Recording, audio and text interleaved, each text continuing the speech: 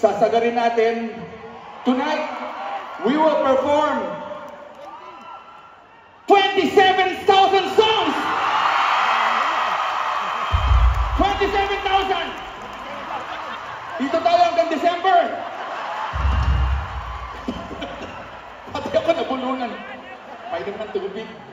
Hindi, basta, kung may gusto kayong marinig, mag-earphones kayo doon kayo sa likod para magpakinggan niyo, ha? Hindi, kung may gusto kayong marinig, isigaw niyo lang, kantahin natin lahat na pwede natin kantahin.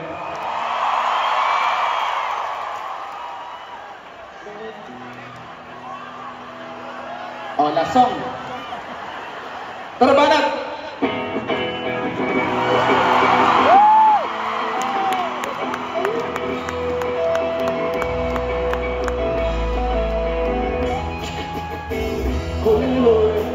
Buloy, naalala mo pa paano tayo'y nagsasama. Totoo naman eh. Nakakatawa nga kasi a few years ago may na-offend daw sa mga kanta ng parokya. Tapos, oo, diba? Tataka nga ako eh, kasi noong 90s wala naman nagalit sa amin. Yung kasi sinasabi ko eh, yung mga batang 90s, we do not get offended by songs.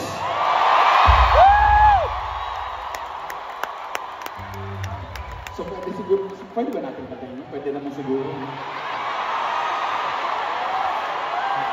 Again, kung may mga offend, corny. Katuwaan lang naman eh. Sige, subukan natin. Sandali ah.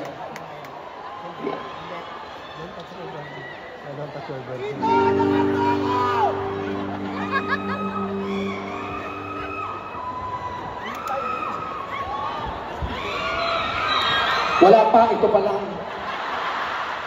Excited ka eh. Tuloy, nawala ako sa tono. Ano ba yun?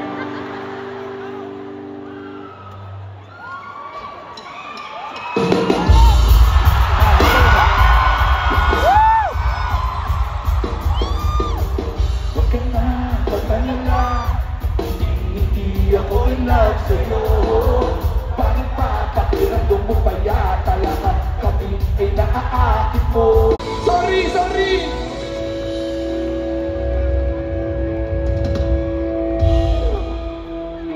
Sorry ah, alam ko naman di kayo maloloko, alam niyo naman nagago yung kanta eh. Hindi, kasi, di ba, sa edad na yun, 17 years old, yun naman talaga yung mga nakakatawang gawing kanta. Siyempre, magkakatabi kami nila Gabriel, nila Vince. Kaya nga nabuo yung kantang yun kasi tinanong na isa namin kaibigan ng college, tinanong niya si Vince, uy, may bago pa kayong kanta. Sabi ni Vince, meron, Don't Touch My Birdie. Tapos sabi niya, kailangan mo gumawa ng kanta, Don't Touch My Birdie.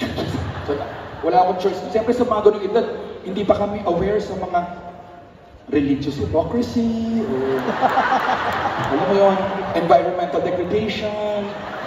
Sa amin, masaya na kami sa sulat noon. Cooking ng ina mo. Siyempre, 17, kung may mga pamangkin kayo 17, tingnan nyo. 17 years old, ganun kami kabata nung nagsimula. Siyempre, yun pa yung mga nasusulat namin. Pero, gusto ko lang ikwento, no? Sa ganung edad, maniwala makita, may matitino din naman kaming kanta. Actually, 17 nung nasulat namin yung isang pinakaunang love song yata ng parokya. Hindi talaga, ano yun eh, nung nasulat namin yun, yung title nun, hindi, nakalimutan ko tuloy. Yung maniwala ka sana. Tapos, nung nasulat namin yun, nasama sa album, naisip talaga natin, gawin nating single. Pili talaga natin, dito tayo sisikat. So, ginawa namin ng music video, gagawin natin single. Nung lumabas yung music video, ang pangit, sobrang pangit. Hindi ko talaga hanggang ngayon, hindi ko mapanood. Kung gusto nyo panoorin, i-search nyo. Pero kung magsa-search kayo ng Chito Miranda, mag-ingat kayo, baka kung ano yung lumabas.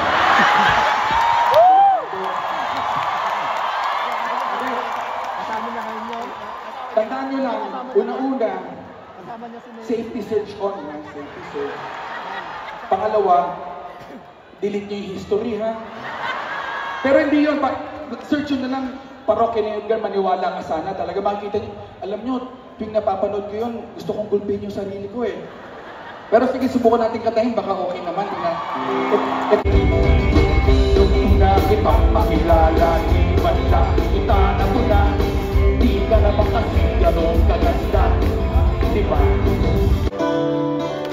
Bakit pa kailangan mag-iis? Sayang di naman ang forma. Lagi lang naman may sisingin. Jump tayo? Sige.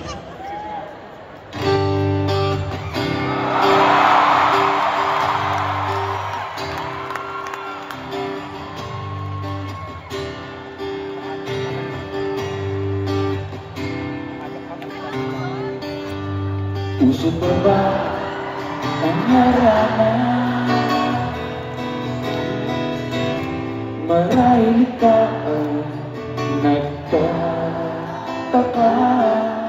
Nakaporma nakakarong sa awiting daigwa. Minus buwan at singalo. Tuwing sa sabi ang dilim, nagkahasik na nailalim ang mga kaaway ng ating tagapagligtasan. Lahat sila'y nagsisi na ba? Dalawa po. Pagsapit ng bibig, wala kang makikita, kundi ang kanila mga mata. Magbukas ka ba ng tunay at kukulangin ang isa? Tama na yan!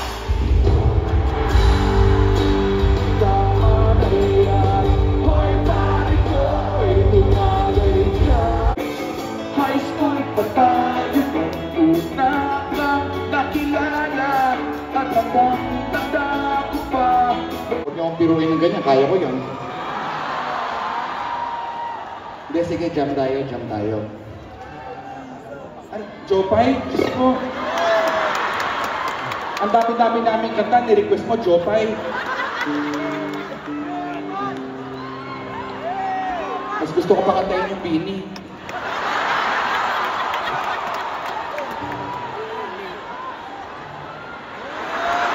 Salamin, salamin, salamin sa ating panahon. Salamin sa ating salamin, salamin, salamin. Yan talaga pa, sorry, mahilig talaga ako sa yung SB19 tsaka Bini na yan. Di ba yung paborito ko talaga sila? Hindi talaga, walang biro. Kasi si Stel, hindi, sorry, kasi naging, ano tawag sa akin, coach, no? Sa The Boys. Naging kaibigan ko yung si Stel eh, talagang galing. Ladies and gentlemen, Stel! Oh, pasok ka dito. Kinubahan yung staff namin. Ano lang? Hindi. Pati yung mga banda ko napatingin eh. Kaya tayo napapahamak nun eh. Hindi, sandali kasi, alam niyo ba, ito may explain ko lang kasi normally pag may gig ang parokya, may mga pinapadyang kami sa audience.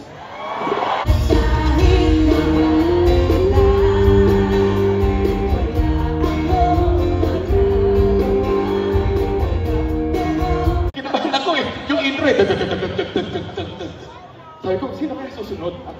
Tayo pala yun. I love you too. Sandali lang, ang kanta lang ako ha. Concert namin to eh.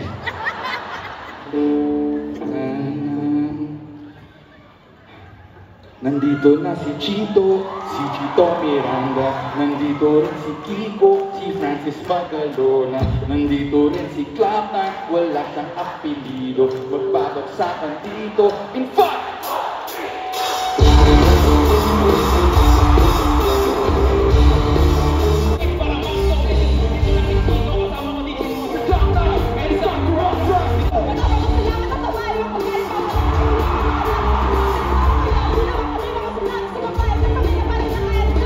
One smile, then I died,